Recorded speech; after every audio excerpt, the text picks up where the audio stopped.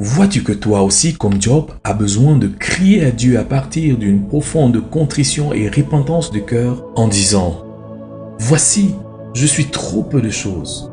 Que te répliquerai-je? Je mets la main sur ma bouche. J'ai parlé une fois. Je ne répondrai plus 2 fois. Je n'ajouterai rien. » Job chapitre 39, du verset 37 au verset 38. Le Seigneur peut encore te comprendre à partir comme il l'a fait à Job. Ceins tes reins comme un vaillant homme. Je t'interrogerai et tu m'instruiras. Anéantiras-tu jusqu'à ma justice? Me condamneras-tu pour te donner droit? As-tu un bras comme celui de Dieu? Une voix tonnante comme la sienne? Orne-toi de magnificence et de grandeur. Revêt-toi de splendeur et de gloire. Répands les flots de ta colère et d'un regard abaisse les hautains. D'un regard humilie les hautains. Écrase sur place les méchants. Cache-les tous ensemble dans la poussière. Enferme leur front dans les ténèbres. Alors je rends hommage à la puissance de ta droite. Job chapitre 40, du verset 1 au verset 9. Ne vas-tu pas le supplier avec Job? Je reconnais que tu peux tout et que rien ne s'oppose à tes pensées. Oui, j'ai parlé sans les comprendre, de merveilles qui me dépassent et que je ne conçois pas. Mon oreille avait entendu parler de toi, mais maintenant mon œil t'a vu. C'est pourquoi je me condamne et me répands sur la poussière et sur la cendre. Job chapitre 42, versets 2 à 6. Ne vas-tu pas te repentir avec la cendre et le sac? S'il te plaît, fais-le, et il fera luire sa faveur sur toi.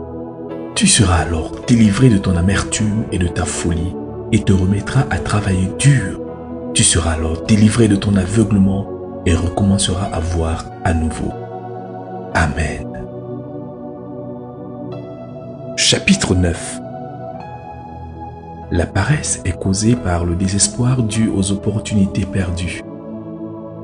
Il y en a qui avaient été une fois engagés avec le Seigneur dans le service utile et concentré, mais qui ensuite se sont retrouvés dans des problèmes, à travers le péché, à travers une erreur, à cause d'une mauvaise planification ou quelque autre échec dont le résultat fut des régressions importantes.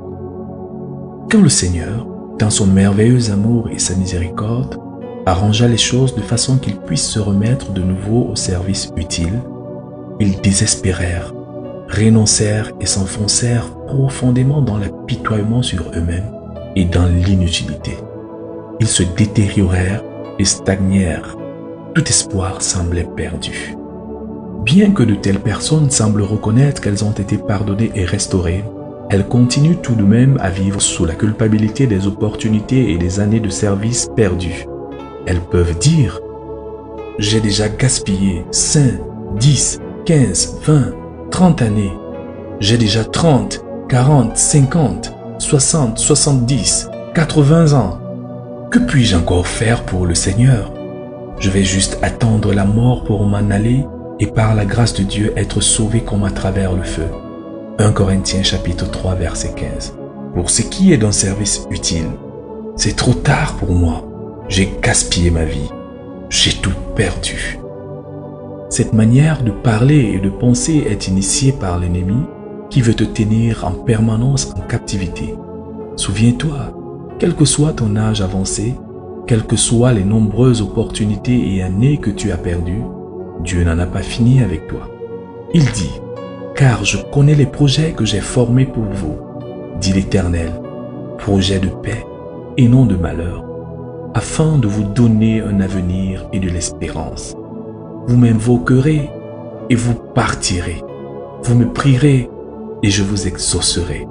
Vous me chercherez et vous me trouverez. Si vous me cherchez de tout votre cœur, je me laisserai trouver par vous, dit l'Éternel, et je ramènerai vos captifs. » Jérémie 29, versets 11 à 14. Dieu peut accomplir ceci pour toi, même si tu as 80, 90 ou 100 ans. Il peut restaurer ta fortune. Peux-tu venir à lui, l'invoquer et être béni par lui? Veux-tu laisser tomber ton désespoir et venir à lui et le prier? Le Seigneur a fait cette promesse. Je vous remplacerai les années qu'ont dévoré la sauterelle et le gélec, le hasil et le gazam, ma grande armée que j'avais envoyée contre vous. Joël chapitre 2, verset 25.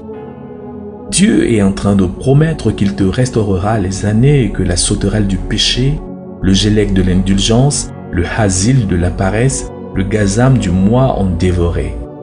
Il se pourrait que ce soit 10, 20, 30, 50 années qui ont été dévorées. Cependant, le Seigneur des miracles est capable de les restaurer si tu cesses de désespérer et si tu reviens à la vie et au travail dur. Tu pourrais te demander comment il le fera. Je ne peux pas te le dire. Tout ce que je sais, c'est qu'il ne promet jamais quelque chose qu'il ne peut pas faire. Ce qu'il promet de faire, il est capable de le faire. Ce qu'il est capable de faire, il le fera si tu coopères avec lui et satisfais ses exigences. Y a-t-il quelque chose de trop difficile pour lui? Ne peut-il pas accomplir son dessein? Celui qui fit arrêter le soleil sur place afin que Josué, son serviteur, puisse gagner la bataille, tient encore l'univers entre ses mains. La Bible dit, « Alors Josué parla à l'Éternel, le jour où l'Éternel livra les Amoréens aux enfants d'Israël. Et il dit en présence d'Israël, « Soleil, arrête-toi sur Gabaon, et toi lune sur la vallée d'Ajalon. » Et le soleil s'arrêta, et la lune suspendit sa course, jusqu'à ce que la nation eût tiré vengeance de ses ennemis. Josué chapitre 10, versets 12 à 13. Le Seigneur qui avait fait reculer l'ombre de 10 degrés comme signe pour Ézéchias est capable de restaurer tes années perdues. Crois-le, Dieu peut travailler avec toi et t'utiliser maintenant d'une façon qui puisse satisfaire son cœur. Mon cher, sois encouragé par le passage biblique suivant et remets-toi à servir le Seigneur. La parole qui fut adressée à Jérémie de la part de l'Éternel en ces mots. « Lève-toi et descends dans la maison du potier. Là, je te ferai entendre mes paroles. » Je descendis dans la maison du potier, et voici, il travaillait sur un tour. Le vase qu'il faisait ne réussit pas. Comme il arrive à l'argile dans la main du potier, il en refit un autre vase tel qu'il trouva bon de le faire. Et la parole de l'Éternel me fut adressée en ces mots. « Ne puis-je pas agir envers vous comme ce potier, maison d'Israël, dit l'Éternel. Voici comme l'argile est dans la main du potier, ainsi vous êtes dans ma main, maison d'Israël. » Soudain je parle sur une nation, sur un royaume, d'arracher, d'abattre et de détruire. Mais si cette nation sur laquelle j'ai parlé revient de sa méchanceté, je me répands du mal que j'avais pensé lui faire. Jérémie chapitre 18, versets 1 à 8. Tu es l'argile. Le Seigneur avait l'intention de faire de toi un vase. Par ta faute, les choses n'ont pas marché. Tu t'es repenti. Tu es encore entre ses mains. Il veut faire de toi un autre vase comme cela lui semble bon. Le second vase sera probablement meilleur. Tu seras transformé et ramené à la gloire que tu n'aurais pas connue si tu n'avais pas échoué. Car tu es brisé et Dieu prend plaisir à utiliser les vases brisés. Amen. Troisième partie. La paresse, ses manifestations. Chapitre 10. La paresse se manifeste par l'indécision. L'une des plus grandes capacités que le Seigneur a données à l'homme, c'est la capacité de décision.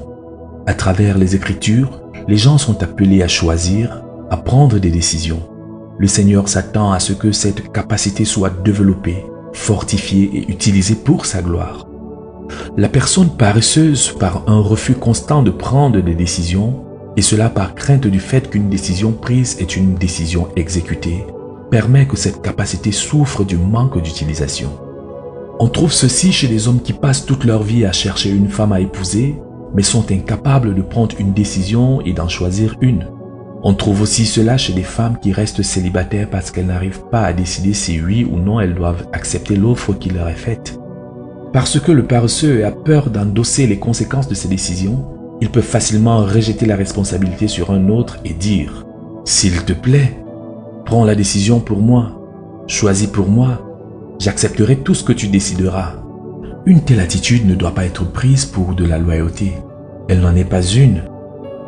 La preuve en est que lorsqu'ils demandent à quelqu'un de choisir pour eux, et que celui-ci prend une décision qui les met dans des circonstances où ils doivent travailler dur, ils se rebellent activement ou passivement. Ce qu'il voulait en fait dire, c'était « Décide que je sois à l'aise.